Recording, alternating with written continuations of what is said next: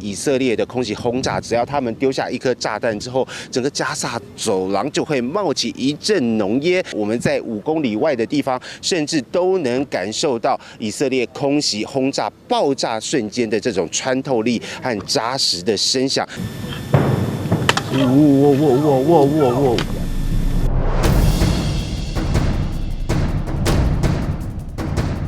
3类新闻挺进以巴冲突前缘，直击以色列大军踏进加萨走廊前，不分日夜轰炸，不给哈马斯一丁点喘息空间。释放了2名人质之后，以色列在今天对加萨走廊的攻击次数反而是变多了哦。哈马斯还是持续不断的发射火箭炮往以色列的城市来攻击，在过来的路上，几乎每1个小时就可以听到2到3声的这样的炮击声，可以知道这是他们之间的交火还是其实非常猛烈的。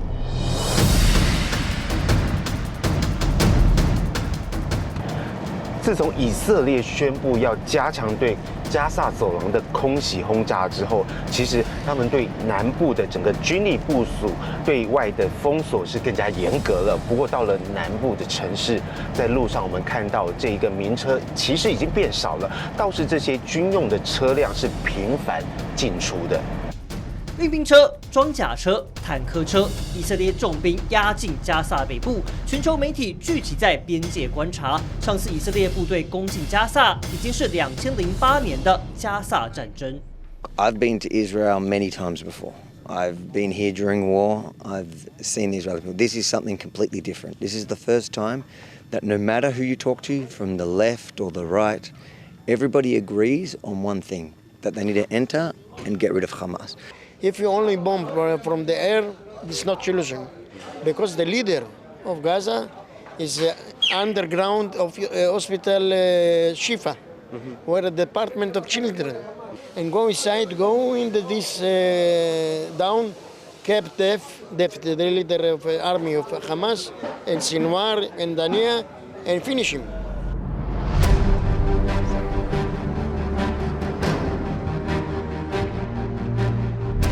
The destruction of Hamas and the Palestinian Islamic Jihad in the Gaza Strip, to disarm them, and to defuse them from any military ability and remove them from power.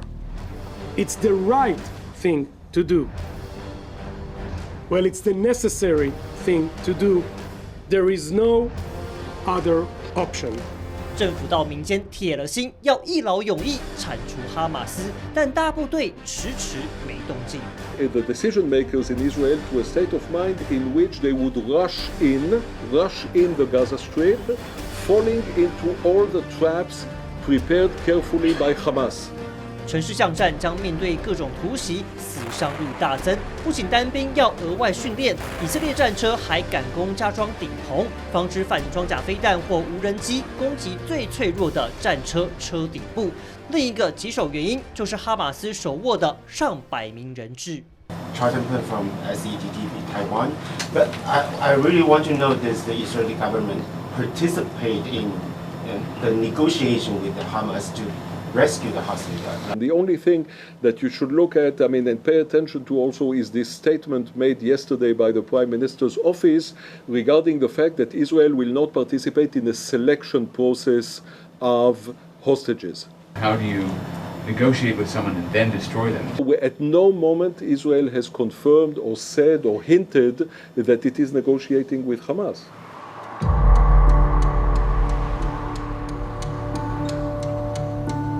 铁了心要歼灭哈马斯，人质不再优先考量，国际想用人道问题施压，但以色列不会踩刹车。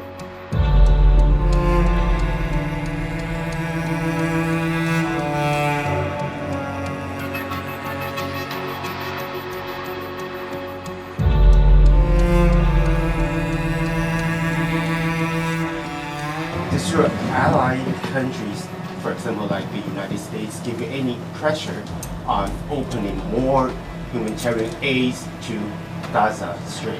Humanitarian aid has to be allowed, but it is not the responsibility of the State of Israel. 虽然以色列从一开始就把这场战争定调为以色列对抗哈马斯恐怖组织，而非对抗巴勒斯坦人，但不争的事实是，现在无辜死亡的几乎都是巴勒斯坦人。现在以色列周边的中东国家已经引起反弹。